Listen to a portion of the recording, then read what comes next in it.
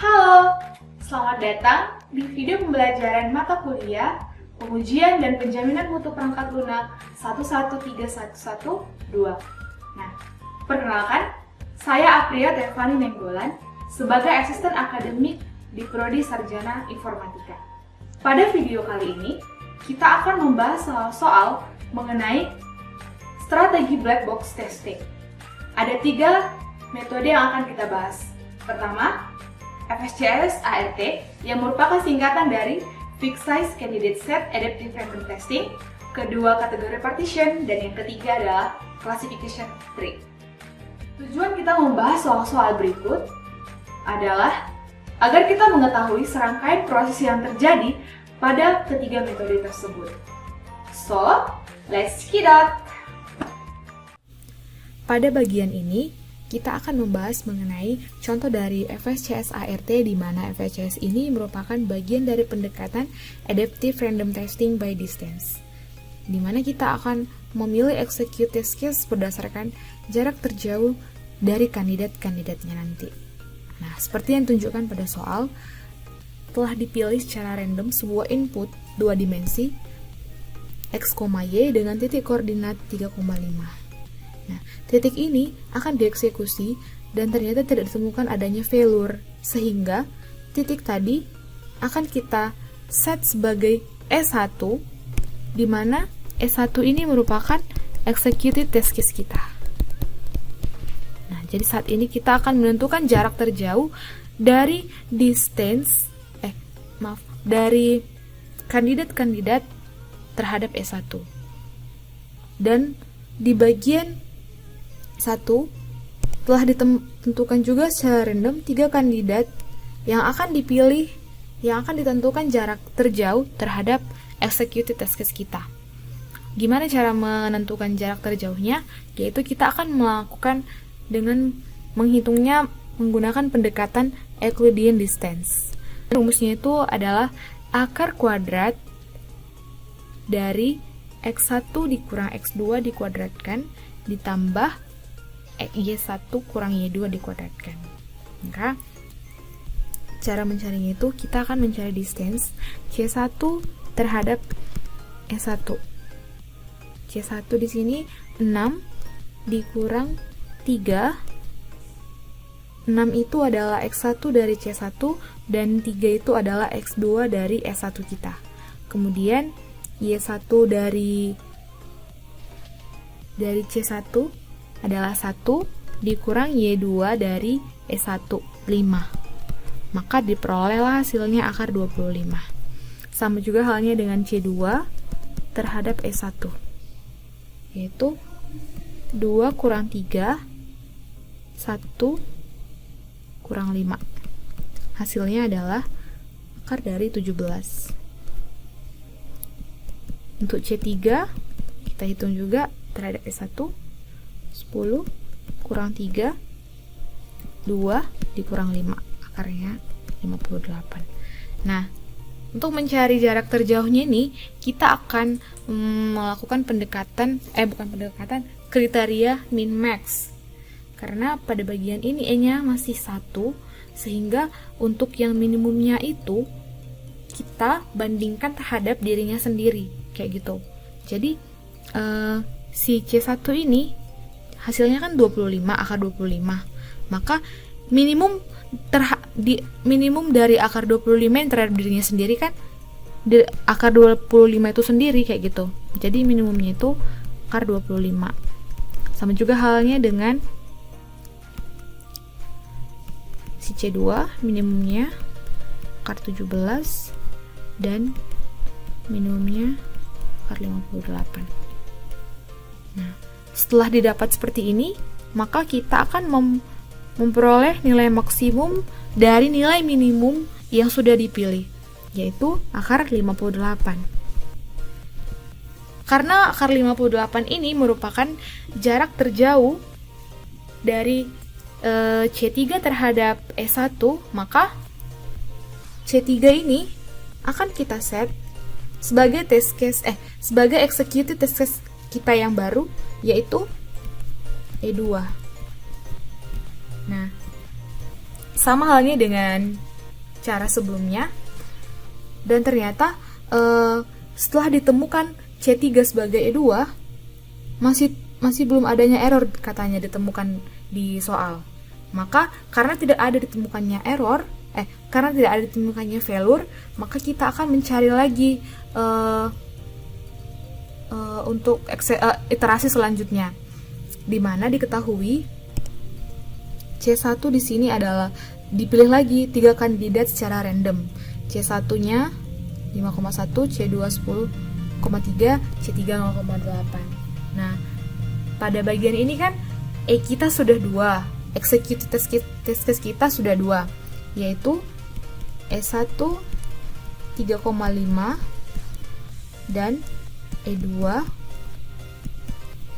di titik si C3 tadi. C3 tadi adalah 10,2. Maka kita lakukan lagi mencari jaraknya.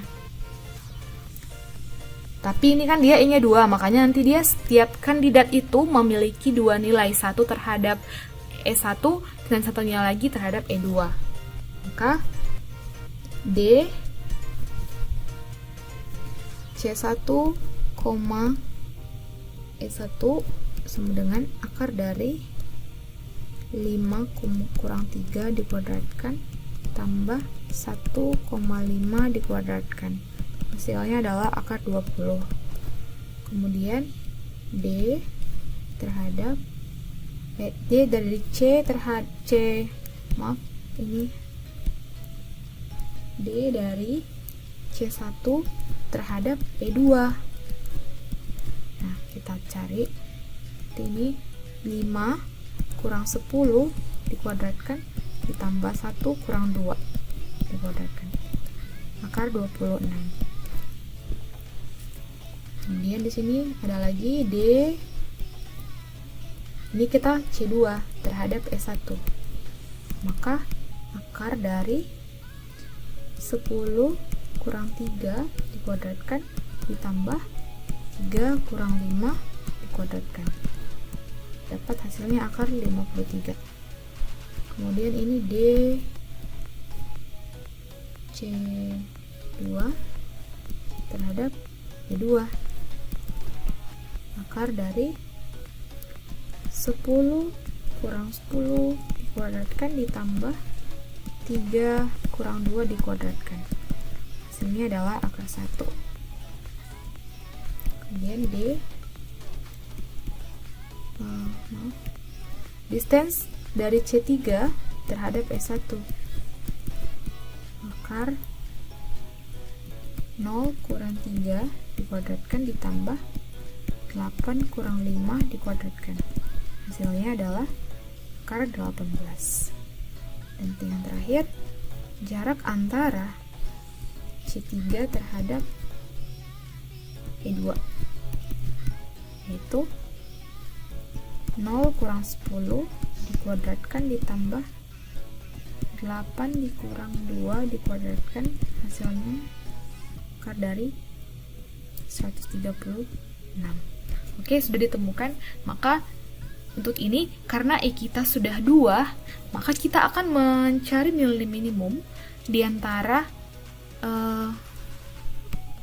jarak terhadap E1 dan E2 nya dari setiap kandidatnya, kayak gitu.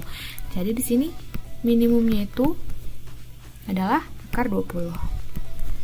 Nah, untuk C2 juga kita cari nilai minimumnya itu akar 1.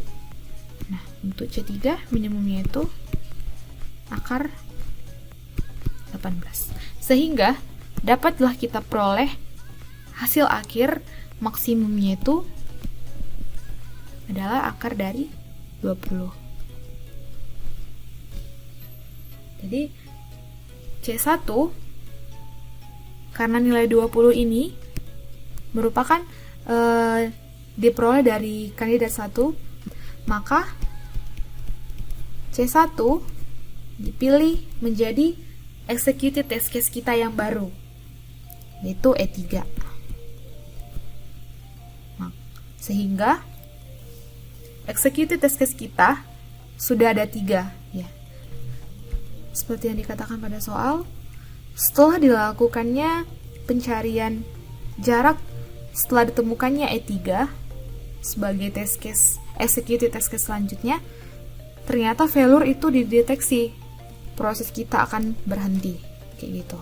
Namun, jika di tahap ini juga tidak ada ditemukannya failure, maka proses testing masih tetap akan jalan, kayak gitu. Jadi misalnya kalau misalnya di nomor 2 ini, di tahap nomor 2 ini, ternyata failure itu masih belum dideteksi, maka proses testingnya itu masih lanjut lagi. Dipilih lagi secara random kandidat-kandidat yang lain, dan dihitung lagi, dicari lagi jarak terjauhnya, seperti itu.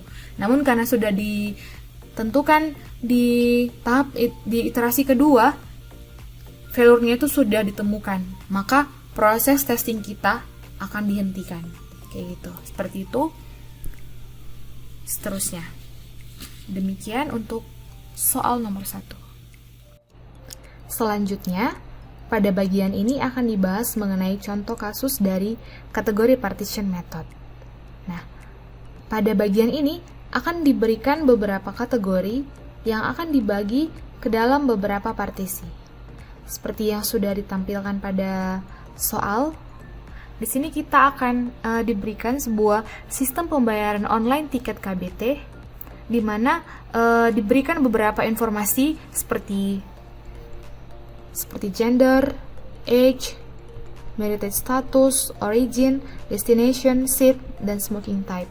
Nah, jadi dari informasi soal yang diberikan ini, kita harus menentukan mana yang kategori, mana yang partition. Itu pada bagian soal nomor 1. Nah, seperti yang sudah disediakan pada layar, kategori 1, untuk menentukan kategori dan partition itu, kategori 1 kita adalah gender. Kemudian, untuk kategori 2, age. 3,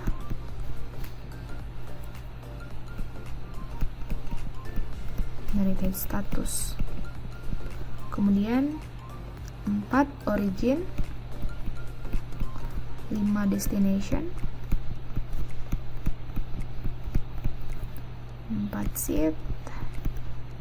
6 seat. 7, smoking type. Nah, setelah kita membeli kategori, maka kita akan membagi kategori-kategori ini ke dalam beberapa partisi. Maka si gender ini memiliki partisi menjadi 2, yaitu male dan female. Cara menulisnya, maka kategori ini kan kategori 1. Nah, ini C11 itu adalah maksudnya partition atau choices-nya itu. Choice. Maka C1 adalah male dan C2 female. Nah, begitu juga dengan age. C21 children. C22 adult.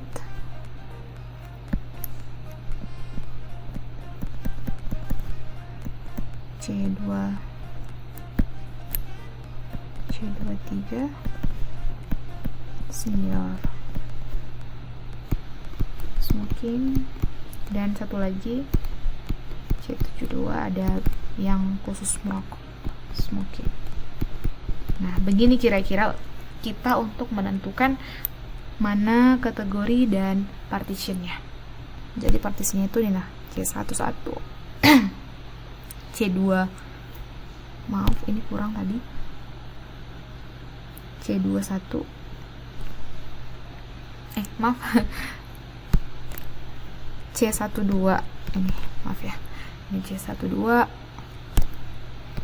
kemudian C21, C22, dan seterusnya. Itu adalah partisinya. Nah, kemudian di sini diminta define the constraints. Nah, constraint ini merupakan batasan-batasan. Jadi, kita akan mengkombinasikan beberapa kategori, kita akan mengkombinasikan beberapa partisi dan kita lihat mana yang menjadi constraint. Constraint itu yang menurut kita itu nggak bagus seperti itu. Jadi misalnya kita akan mengecek, contohnya satu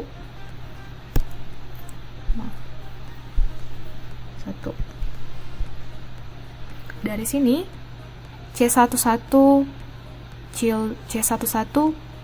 apakah bisa dikombinasikan dengan C21?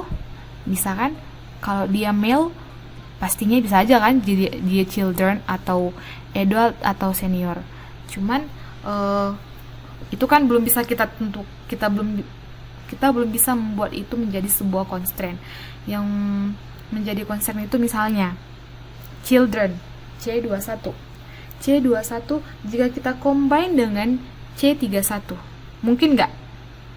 Nah, karena itu jadi children itu masih anak-anak, itu belum bisa menikah, yaitu belum cocok lah menikah seperti itu. Jadi yang menjadi constraint-nya itu C21 cannot be combined with C31. Nah, kita cari lagi contoh yang lain. Nah, gimana jika, nah untuk inilah origin dan destination. Nah, kita mau pesan tiket nih, bepergian dari suatu tempat ke tempat yang lain. Maka jika kita buat tempat kita berangkat dari Medan dan destinasi tujuan kita itu adalah Medan, nah itu nggak mungkin kan? Untuk apa kita melakukan pemesanan tiket jika kita pergi ke tempat yang sama seperti itu? Maka yang menjadi constraint-nya itu juga adalah C41, yaitu Medan cannot be combined with C51.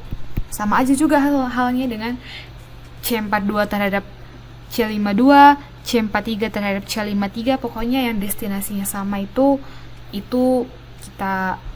bisa kita buat menjadi constraint. Kita definisikan sebagai constraint. Contoh yang ketiga, satu lagi. Nah, di sini kita akan mencari lagi, yaitu C21 lagi. Jadi ini nggak apa-apa ya, secara berulang, asalkan dia itu kombinasinya itu berbeda kayak gitu. Jadi C21. Nah, C21 gimana kalau misalnya kita C21 adalah children, kita combine dengan C72. Nah, kan kurang baik gitu ya. Anak-anak kita tempatkan duduk dia di tempat yang untuk merokok kayak gitu kan, kasihan. Jadi C21 itu kita jadikan constraint terhadap C72 kayak gitu. Jadi itu nggak bisa di-combine, cannot be combined with C72. Nah, jadi seperti itu kira-kira untuk menentukan constraint. Kemudian di nomor 3 dia bilang define the test frames. Nah, test frame ini merupakan kombinasi dari keseluruhan kategori yang kita punya. Kayak gitu. Jadi bukan keseluruhan kategori dari partisinya. Jadi partisinya itu akan kita kombinasikan dari kategori 1 sampai kategori 7 kayak gitu. Jadi contohnya salah satu tapi yang bukan merupakan constraint seperti itu. Misalnya gender C11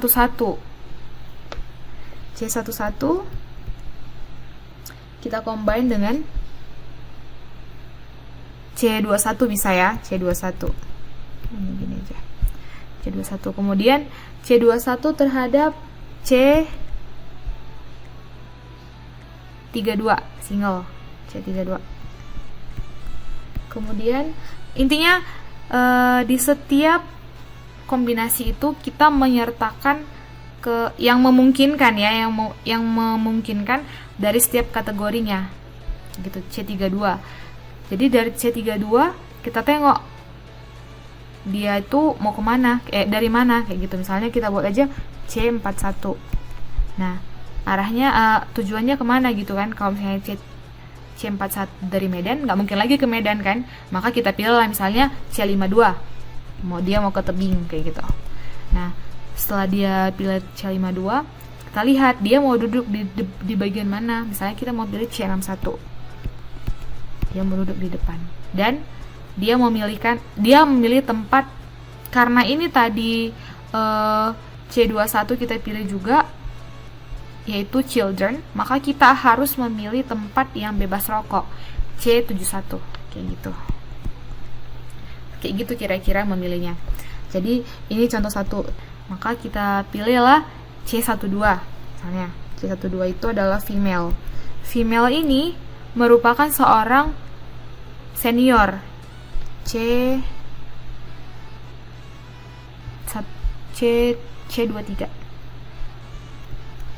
Nah, senior, female senior. Nah, dan dia statusnya saat ini adalah married, C31. Dan dia ingin memesan tiket dari misalnya C41 dari Medan ke C53 misalnya. Kemudian dia ingin duduk di belakang, C63. Dan dia duduknya pengen di yang bebas rokok, C71. Nah, seperti itu. Jadi akan ada banyak kombinasi dari partisi-partisinya ini nanti. Bisa jadi puluhan ataupun mungkin ratusan, karena terdapat banyak partisi juga. Maka kira-kira seperti ini contohnya. Nah, kita akan mengenerate C11 itu ada male, kemudian C21 children, C32 single, C41 Medan, C52 tebing, dan C71 no smoking.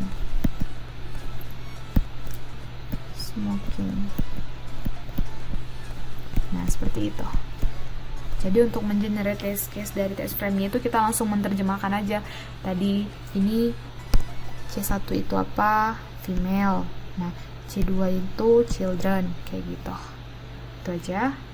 Jadi untuk kategori partition seperti ini kira-kira caranya, semoga dapat dipahami. Yang terakhir, kita akan masuk ke contoh soal mengenai classification tree. Nah, seperti yang sudah ditunjukkan pada layar, diberikan sebuah object recognition system, di mana objeknya itu bisa aja dia large, medium, atau small. Dan dia bentukannya itu juga bisa aja dia circle atau square. Dan warnanya bisa purple, yellow, atau red. Nah, tapi perlu kita highlight di sini adalah terdapat sebuah exception di mana square object itu harus small dan colornya itu harus yellow atau red. Jadi, dari kondisi ini kita akan mengkonstruk test suite ke dalam bentuk tree. Nah, akan ada dua jenis tree yang akan kita gambarkan, yaitu complete tree dan efficient tree. Pada bagian pertama, kita akan menggambarkan complete tree-nya. Karena ini merupakan complete tree, maka kita akan menuliskan semua possible object. Kemudian kita akan tandai nanti yang mana akan menjadi invalid test case-nya, kayak gitu. Jadi perlu diperhatikan, karena ini complete, maka yang akan menjadi root itu semua. Jadi di sini kan ada parameternya itu kan ada shape, size, dan color. Nah, karena ini complete, maka kita akan buat shape, size, color itu semua menjadi root, kayak gitu. Maka menggambarnya itu ya dengan kita jadikan semua parameternya itu sebagai root. Nih, 1, 2, 3. Jadi di sini ada size, color, dan shape. Satu level semuanya. Kemudian size itu tadi ada 3, 1, 2, 3. Color juga ada 3, dan shape-nya ada 2. Nah, di sini kita singkat aja ya. Size-nya ada large, medium, small. Jadi kita singkat jadi large, medium, small. Kemudian colornya itu ada red, yellow, purple, dan shape-nya ada circle dan square. Nah, jadi di sini kita akan mengenerate semua test case pada complete tree-nya. Kita akan menentukan dulu nih, kira-kira ada berapa banyak test case yang akan dihasilkan dari kombinasi ketiga parameter ini. Maka di size caranya, ya kita hitung aja, langsung kita kombinasikan aja. Di size dia ada 3, kemudian colornya dia ada 3 juga, shape-nya ada 2. Maka kita kalikan aja semuanya.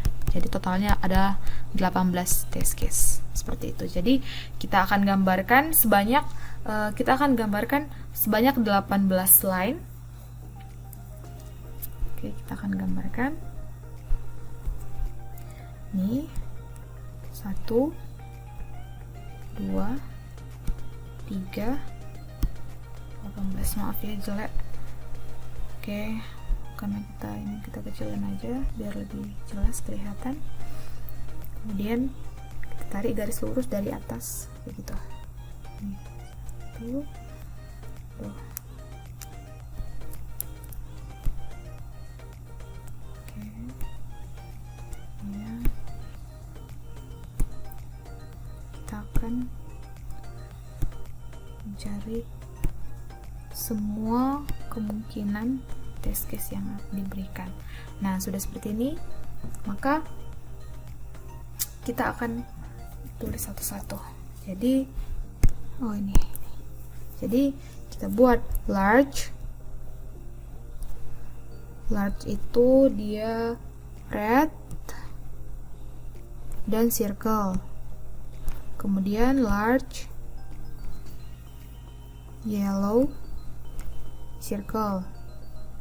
Kemudian large, purple, circle. Lagi large, red, square, large, yellow, square, large, purple, square. Itu untuk si large. Yellow, square. Yang terakhir small, purple, square. Nah, inilah dia, dan ini merupakan TC-nya. Ini TC1, TC2, TC3, TC3, TC4, dan seterusnya sampai TC 18 kayak gitu. Jadi beginilah complete tree. Tapi ini belum selesai. Karena kita masih memiliki exception tadi, di mana square, dimana dinyatakan square harus small dan harus warnanya yellow dan red. Oke, gitu. Jadi gimana cara kita menentukannya? Kita tengok dulu pertama yang square. Nah, ini square. Ini juga square. Ini juga square. Nah, jadi pertama kita lihat dulu yang mana itu square small. Jadi square itu kan harus small, maka semua square yang large sama medium itu kita hapus. Jadi semua square yang large sama medium itu kita hapus. Ini kita hapus. karena dia square large. Kemudian ini juga kita hapus, kemudian ini juga kita hapus. Nah, jadi kita hapuskan. Kemudian ada lagi, yaitu kita hapuslah semua square, ini square yang dia berukuran medium. Nah, ini medium kita hapus karena katanya si square itu harus small. Jadi kita hapus. Ini juga kita hapus. Nah, ini juga kita hapus karena dia square medium. Jadi square small ini tak butuh. Dan yang terakhir dibilang square small dan warnanya harus yellow dan red. Maka jika ada kita temukan square small warna purple, itu nggak boleh diikut sertakan. Maka kita tengok di sini yang mana square small yang dia purple. Square small, ini square kan, ini square yang small dan purple. Nah, ini paling bawah. Maka itu kita hapus kayak gitu. Jadi yang digarisi kuning ini itulah yang merupakan invalid test case-nya kayak gitu. Jadi dapat disimpulkan pada hasilnya valid TC itu ada pada TC1, TC2. Nah, yang invalid TC itu nilai yang kita hapus ya. Oke, invalid TC-nya itu adalah, jadi nanti pada saat menggambarkan complete ring itu kalian harus tandai nih yang mana invalid, jangan cuma dituliskan aja kayak gitu. Jadi ini ada TC4, TC5, TC6 dan TC18. Nah, seperti itu kira-kira untuk complete tree. Semoga dapat dipahami. Selanjutnya kita akan masuk ke efficient tree. Nah, di efficient tree ini kita akan meringkas tree kita jadi lebih efisien dan tidak harus semua kita generate test case-nya. Efficient tree ini kita langsung menentukan siapa yang akan menjadi root. Jadi cara kita menentukan dia menjadi root itu yaitu berdasarkan exception yang ditentukan pada soal. Nah, exception-nya itu apa tadi? Ada square. Maaf, salah. Ada square yang harus small dan harus red or yellow. Nah, di sini square itu merupakan bagian dari shape. Ini size, ini color. Untuk menentukan siapa yang akan menjadi root, ingat hints pada efficient tree itu ketika kita ingin menentukan rootnya, jangan dipilih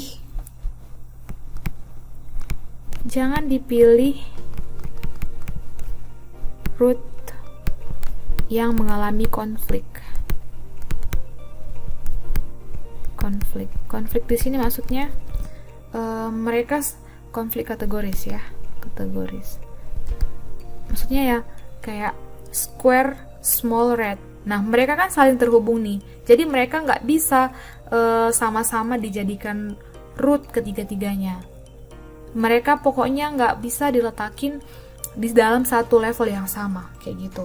Jadi harus ada salah satu root yang ditentukan yang akan menjadi rootnya kayak gitu. Jadi gimana cara menentukannya? Ya kita pilih aja salah satu dari antara shape, size, color ini. Nah, jadi kita pilih misalnya color lah. Jadi color, jadi yang menjadi rootnya itu adalah si color. Color.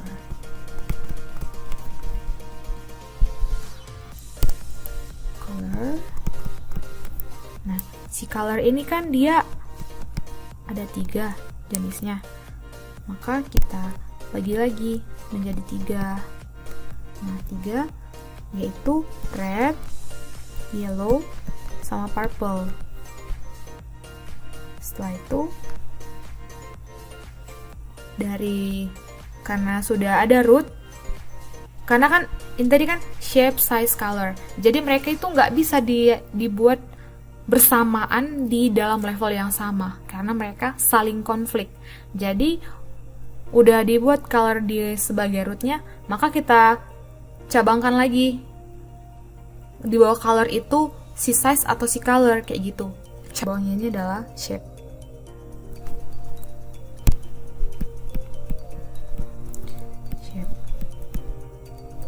Kemudian tetap sama juga shape. Ini juga,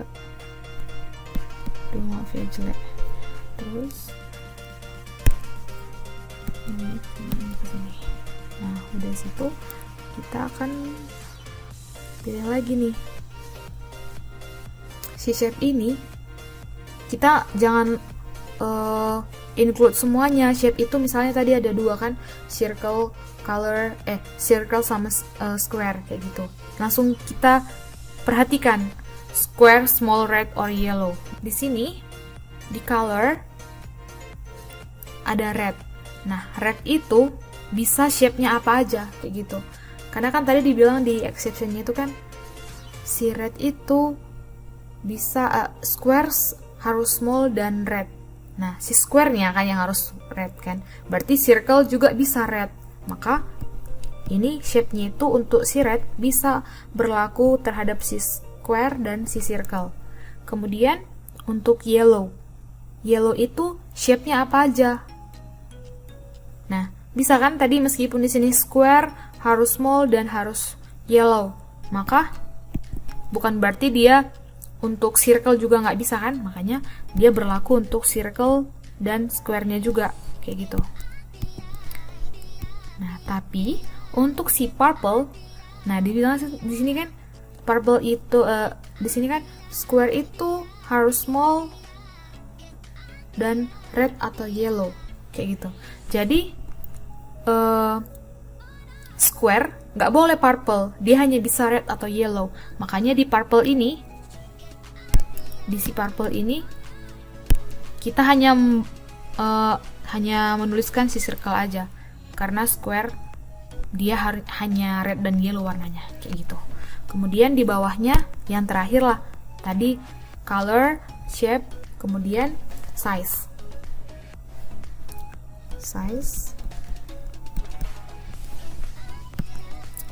Jadi dari size ini kita langsung juga menentukan kayak gitu. Jadi kita tarik lagi, kita perhatikan lagi langsung ke exception-nya tadi. Maka untuk si ini kan tadi udah, ini kan red square. Nah, kalau red square itu dia berarti ukurannya itu harus small kayak gitu. Jadi size-nya di sini itu adalah small. Karena untuk medium dan large dia nggak berlaku kayak gitu, dia small. Nah, untuk yang ini red circle. Nah, red dan circle itu kan nggak masuk ke dalam exception kan, berarti dia bisa untuk ketiga size-nya, large, medium, small. Begitu juga dengan si yellow, sama halnya dengan red. Yellow square itu harus small kan, makanya dia di sini S, small aja. Tapi untuk yellow circle dia itu bisa untuk ketiga ukurannya, large, medium, small. Dan yang terakhir itu adalah purple. Purple itu circle dan tidak menjadi exception kan, berarti dia bisa juga untuk ketiga ukuran LMS. Nah, beginilah kira-kira efficient tree yang dapat kita hasilkan dari si exception-nya. Jadi kita tinggal tarik garis aja untuk menggambarkan, untuk mengenerate test suite-nya. Cara mengetahuinya biar kita gampang menggambarnya, langsung aja hitung 1, 2, 3, 4, 5, 6, 7, 8, 9, 10, 11. Maka akan dihasilkan 11 valid test case. Nah, Selanjutnya akan kita gambarkan 11 line. 2, 3, 11. Nah, ini satu ke sini, satu ke sini, satu ke sini, satu ke sini, satu ke sini, ke sini. Oke. Oke. Nah, jadi tinggal menundainya dot. Jadi kan cara membacanya tuh kayak dari atas. Red square small itu test case 1. Kemudian red circle large itu test case 2. Dan seterusnya. Kayak gitu. Jadi ini langsung aja dia. Karena udah efisien kan. Jadi di dalam ini udah nggak ada lagi yang invalid. Jadi ini semua udah valid kayak gitu. Begini. Jadi ini TC1, test case 1 sampai dengan test case 11. Nah, jadi itulah gunanya efisien, dia hanya menampilkan yang validnya aja. Tadi kan di sini 11 valid test case kan.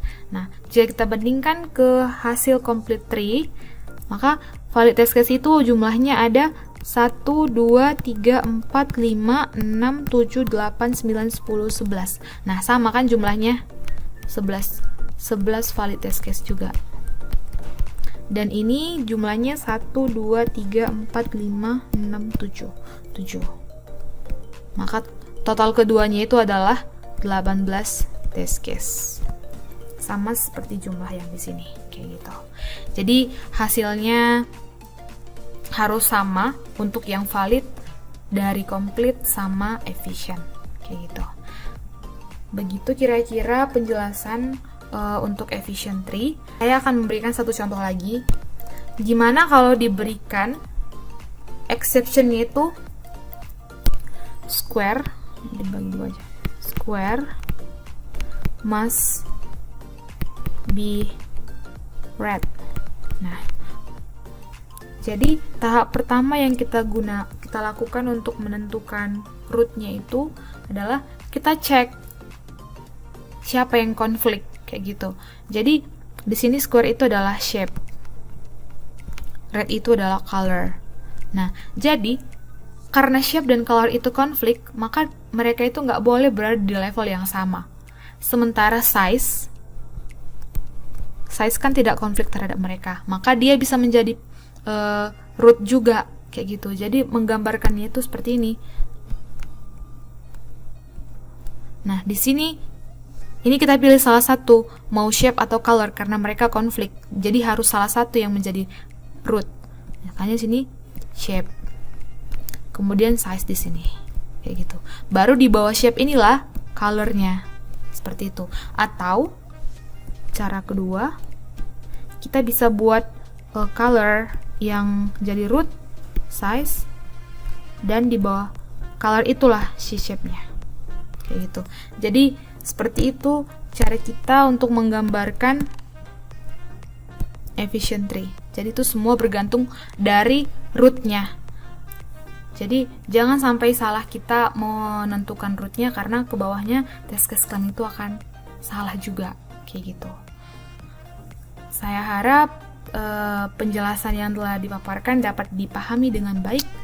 Dan jika ada pertanyaan boleh ditanyakan di kolom komentar ataupun di forum yang lain, seperti itu. Demikian yang dapat saya sampaikan. Terima kasih. Sekian video pembelajaran pada pertemuan ini. Semoga bermanfaat dan dapat dipahami oleh kita semua. Tetap jaga kesehatan dimanapun kalian berada, dan cheers up! Terima kasih.